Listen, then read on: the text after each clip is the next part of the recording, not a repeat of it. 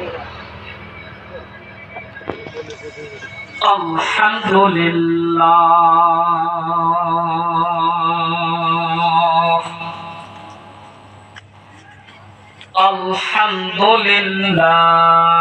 nahmaduhu wa nusalli ala rasulihil karim.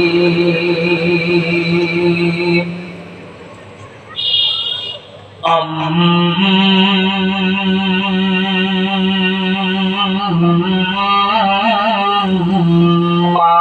ba'du faqad qala Allahu ta'ala fi kalamihil majid wal furqanil hamid. A'udzu billahi minasy syaithanir rajim. Bismillahirrahmanirrahim. Ya ayyuhalladzina amanu qu anfusakum wa ahlikum nara. Sadaqallahul azim. Wa an Anas radhiyallahu ta'ala anhu annahu qala Rasulullah sallallahu alaihi wasallam la yu'minu ahadukum hatta akuna habba ilayhi min walidihi wa waladihi an-nasi ajma'in. Muttafaqun alayhi aw kama qala alayhi salatu wassalam. আধারে যখন ডুবেছিল জাতি, ছিল না আলোর বাতি।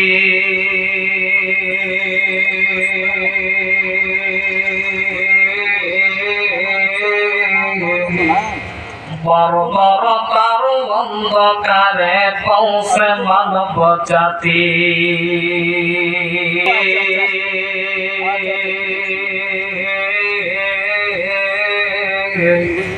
বর্বরতার অন্ধকারে পৌঁছে মানব জাতি। মেয়ের জন্যে বেজার পিতা হইত নতুন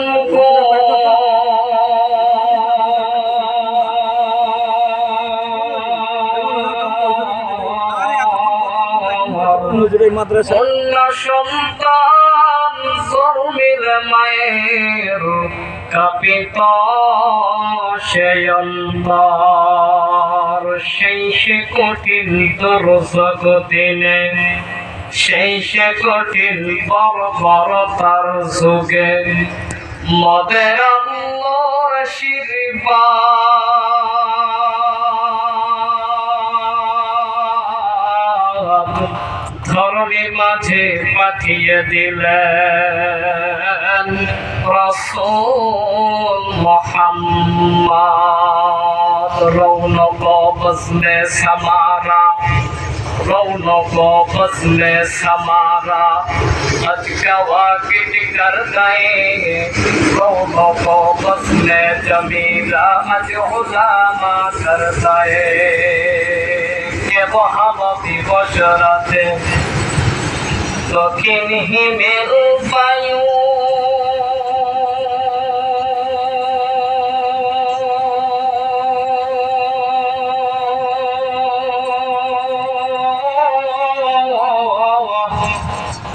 থেকে পেলি রে তুই মানুষ তোর জীবনের আয়ু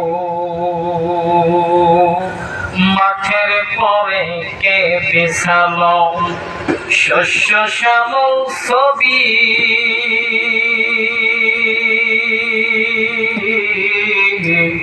সকাল বেলায় কে উঠাই রে রবির রাঙ্গা ছবি কালেমা পড়ে লা ইলাহা ইল্লাল্লাহ লা ইলাহা ইল্লাল্লাহ লা ইলাহা লা ইলাহা ইল্লাল্লাহ ভাইজান বহু দূরে মাদিনা আমরা কেমনে যাব জানি না বহু দূরে মাদিনা আমরা কেমনে যাব জানি না দয়া কর দয়া আল্লাহ দয়া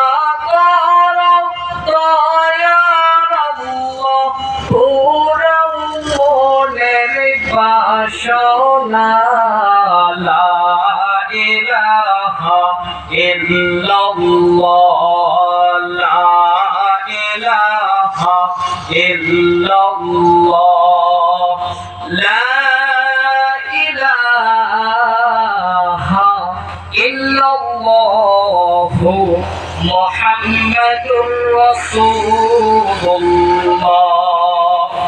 সাল্লাল্লাহু আলাইহি ওয়াসাল্লাম।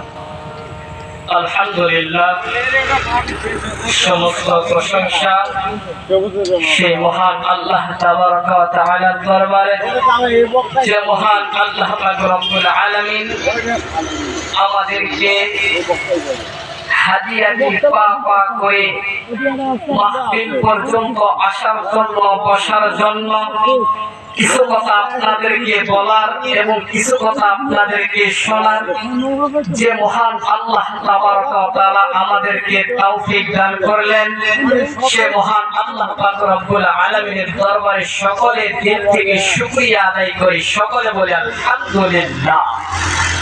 দরুদ ও সালাম পাঠ করি আকায়ে নামদার নবী হযরত মুহাম্মদ সকলে বলি সাল্লাল্লাহু আলাইহি ওয়াসাল্লাম।